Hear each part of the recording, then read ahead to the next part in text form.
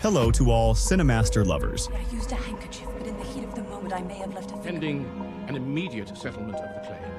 Hope you enjoy watching. Let's get started. Our film begins with Casey, a news editor, going to visit an old lady, Mrs. McQueen, in a cafe. Casey tells her she is working on writing a documentary series called The Lady Who Led, which is about women who became role models by proving themselves significantly in the job market and are considered examples of success. She writes about all the problems and challenges they faced during the 1950s and 1960s. When she read about her, she found out that she worked at London Diamond, the world's leading diamond company. But in the 50s, the company was all men, and it was rare for a woman to prove herself among them. Still, McQueen was the only one who reached the position of company manager. For that reason, Casey wants to know her story. McQueen takes out a box with her diamond, weighing 168 carats, which is very rare and unique. She easily confesses to Casey that she stole it from London Diamond. Then McQueen begins to tell her story, which started in 1960. She was working at London Diamond and managed to prove herself among all the men because she was the only woman to take a high position among them. She was always the first to arrive at the company. At that time, the company manager was Milton. He was facing many protests and problems because of workers dying in Africa while searching for raw diamonds. He held an emergency meeting with the company's top executives and informed them of the risks they were facing due to the protests and deaths of workers in Africa while searching for diamonds. At the end of the meeting, he announced that the person who deserved the new manager position was someone else, not McQueen. McQueen was really hoping for that position, but as usual, it went to someone less experienced than her, with many years difference in service between them. Still, she didn't get upset and tried to motivate herself that there was still hope and she might get promoted at any moment. She wrote herself a motivational note that there is hope and she might get promoted soon, and that she would win one day. She stayed at the company and kept working. He told her she was always the first to arrive and the last to leave the company, and that her manager and colleagues should be affected by this. One day, she went to Milton and proposed a suggestion regarding Russian clients at the bank to cancel their contract publicly but keep working with them secretly to calm public opinion. Milton liked the idea and considered it. The next day, McQueen put the motivational note she wrote to herself in an envelope. When she opened it, a cinema ticket fell out, with a note saying she would never win. Curious to know who wrote it, she went to the cinema and entered with her ticket, finding Hobbs waiting for her in disguise. He assured her he didn't want anything from her, just to make her a simple offer she could accept or refuse. When she sat with him, she told him it wasn't normal for someone to search employees' desks and read their notes. He asked her what she wanted from the company, since her promotion had been canceled 6 times in the last 3 years and always went to someone less competent than her, just because she was a woman. He told her that at the end of her career she would be fired, which he heard from management. No one cared about an old janitor cleaning offices beside them, so they spoke freely around him, and he knew all the company's secrets and was sure of what he said. She would be fired because her suggestion regarding the Russians would be implemented, but only management would know about it, and anyone else who found out would be fired immediately. Hobbs assured her she wasn't obliged to cooperate, and if she wanted to leave, she could. They would meet again soon. McQueen kept thinking about Hobbs' words until she went to her second job and searched Milton's secretary's drawer for any file about her. She found a termination letter from the company. She thought of turning to her friend to work at his bank, hoping to be hired there, but was shocked to find that London Diamond had issued a decision not to hire anyone who worked there in any other place. She would be unemployed and unable to work anywhere else. She returned home devastated and cried herself to sleep. She dreamed that she stole diamonds from the company and was arrested. She went to her office and kept thinking about Hobbs's words until she decided to meet him again to hear his offer. She got straight to the point and asked what he planned to steal from the company, since no normal person would think of robbing the main company vault. Hobbs told her he wanted to steal enough to secure his life after retirement and cover his medical expenses. She told him she had investigated him and knew his wife died 15 years ago from illness, and he cared for her.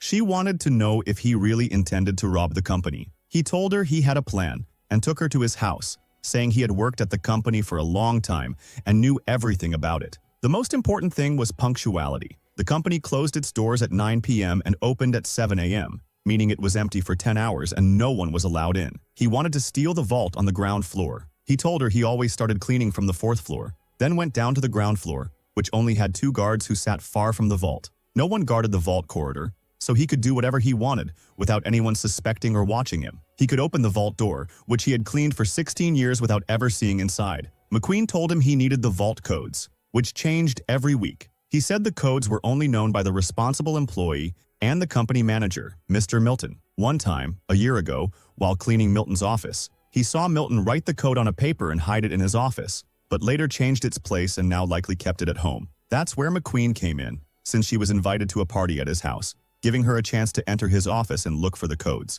Once he could open the vault, he would put the diamonds in his bottle and leave. By the time the theft was discovered, he would be retired and she would be fired, and each would have about £1 million, which was a huge amount at the time. McQueen thought the plan was very easy, so she went home thinking about it. The next day was the night of Milton's party at his house. Quinn tries to enter the library and keeps searching for the codes but can't find them. Then someone approaches, so she hides and sees Milton opening his safe with the codes inside. She waits, manages to open the safe, memorizes the codes, and gives them to the other Hobbs, agreeing to join him in the theft. She tells him she wants to know his every move. She goes to her office and finds out the company has started a new security system, installing 8 cameras in the company's resources. She immediately meets Hobbs at a cafe outside the company and tells him the theft will fail and she won't participate because of the surveillance cameras. Hobbs tells her she must have figured out a way to pull off the theft anyway, otherwise she wouldn't have come to the cafe just to tell him that. She tells him that 8 cameras are working on 8 screens,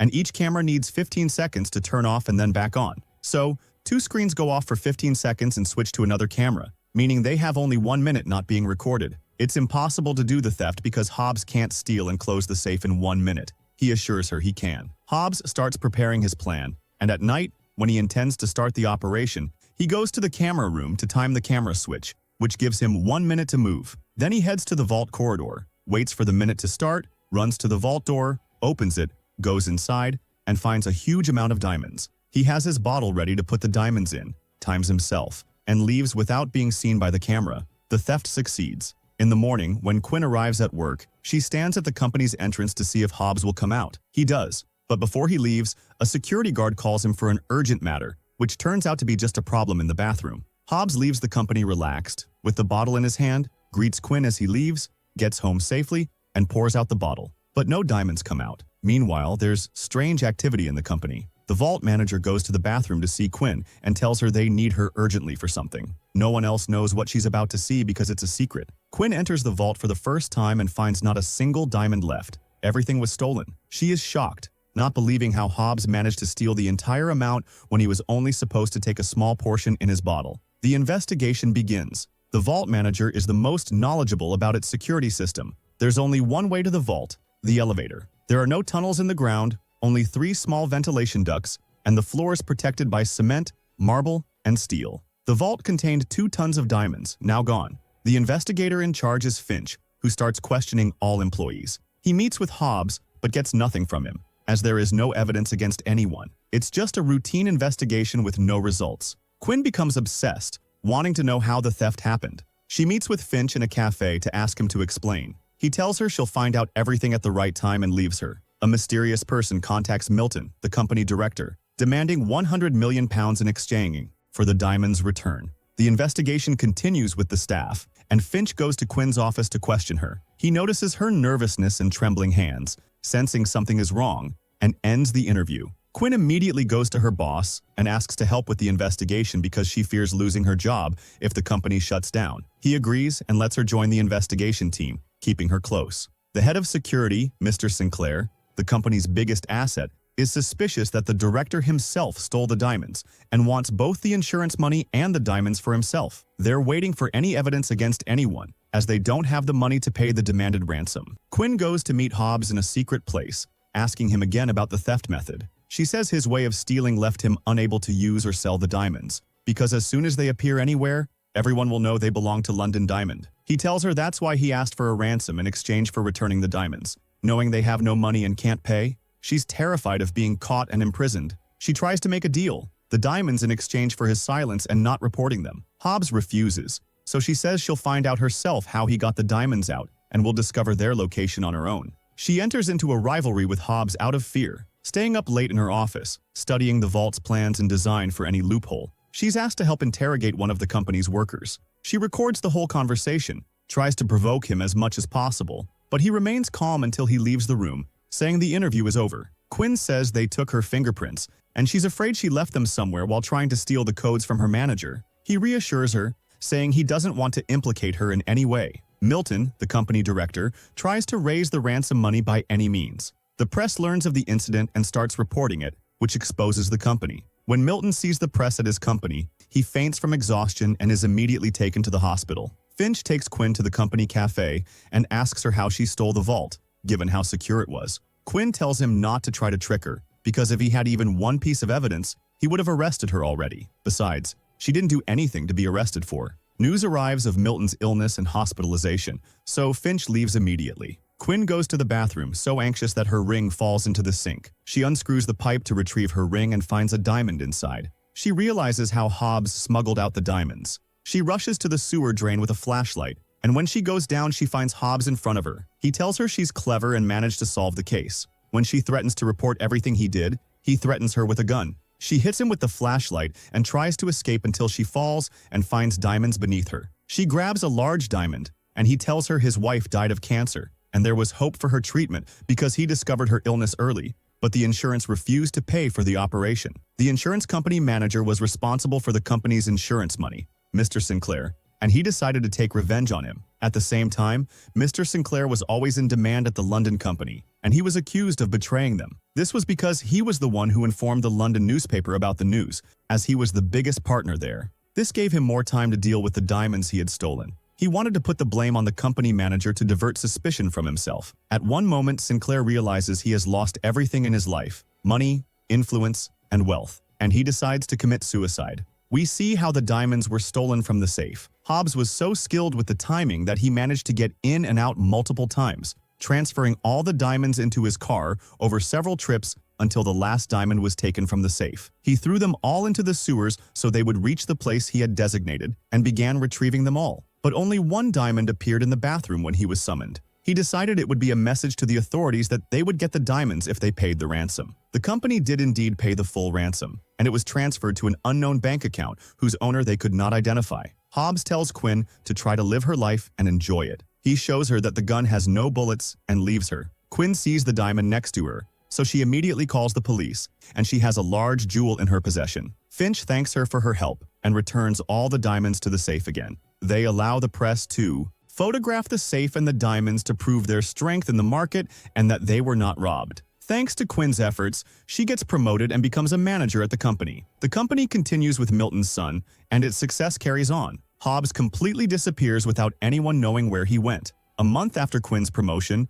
she is ignored again by the company, so she resigns and decides to live her life. And that is Quinn's whole story, as told by Casey, the news editor. Casey asks her about the money and Hobbs. She tells her that there has been no news about him. But after a while, she finds a letter from a Swiss bank, opening an account in her name with £100 million in it. That was the money paid as Hobbs' ransom, and apparently, he didn't take anything for himself. At that moment, she decided to change her life and the lives of others. She gives Casey the story of her life after she got the money, how she changed the world and donated a lot to all charitable places, and helped discover cures for diseases, especially cancer. She kept spending the money for 40 years until she spent the last part of it. If you enjoyed the video, don't forget to subscribe to the channel and hit the notification bell to get more new videos.